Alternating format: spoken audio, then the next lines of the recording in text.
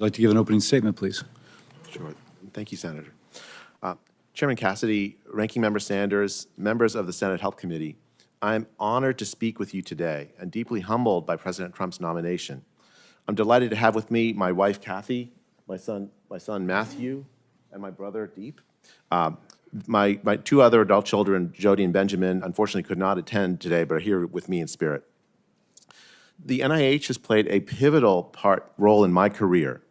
I served for a decade as a standing member of NIH grant committees. I helped train many trainees prepare for scientific careers with NIH support. And I won NIH funding to study population aging, chronic disease, and obesity. I've made the study of scientific institutions, including the NIH itself, a focus of my own scientific work. The NIH is the crown jewel of American biomedical sciences, with a long and illustrious history of supporting breakthroughs in biology and medicine. I have the utmost respect for the NIH scientists and staff over the decades who have contributed to this success. The NIH's mission to support scientific discovery to enhance health and lengthen life is vital to our country's future and indeed the world's. I love the NIH, but post-pandemic, American biomedical sciences are at a crossroads. A November 2024 Pew study reported that only 26% of the American public had a great deal of confidence in scientists to act in the public's best interest. 23% have not much or no confidence at all.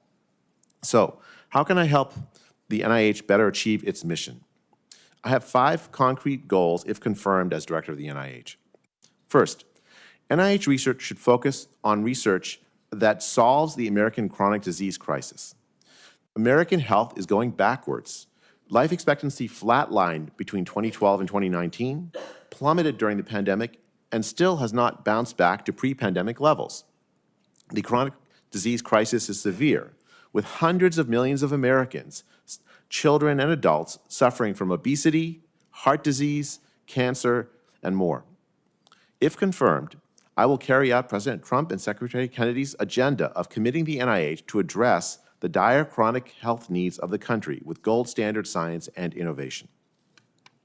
Second, NIH-supported science should be replicable, reproducible, and generalizable.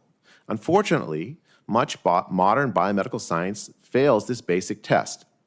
The NIH itself, just last year, faced a research integrity scandal involving research on Alzheimer's disease that throws into question hundreds of research papers. If the data generated by scientists is not reliable, the products of such science cannot help anyone. It is no stretch to think that the slow progress on Alzheimer's disease is linked to this problem.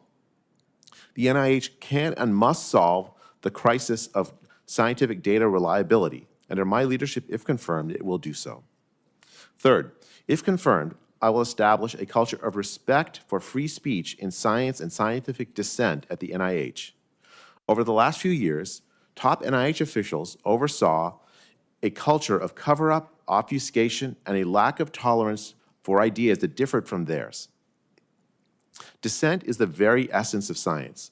I will foster a culture where NIH leadership will actively encourage different perspectives and create an environment where scientists, including early career scientists and scientists that disagree with me, can express disagreement respectfully.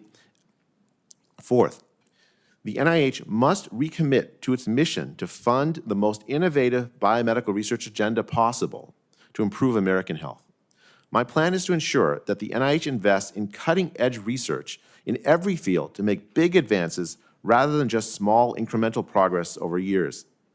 Fifth, the NIH must embrace and vigorously regulate risky research that has the possibility of causing a pandemic, must regulate risky research that has the possibility of causing a pandemic. It should embrace transparency in all its operations. While the vast majority of biomedical research poses no risk of harm to research subjects or the public, the NIH must ensure that it never supports work that might cause harm. If confirmed, I will work with Congress and the administration to guarantee that happens. While I believe there are real problems to be addressed, I want to finish by reiterating my great respect for the work and mission of the NIH. If confirmed, I'll carry out President Trump's agenda of making the public science institutions of this country worthy of trust and serve to make America healthy again. Thank you.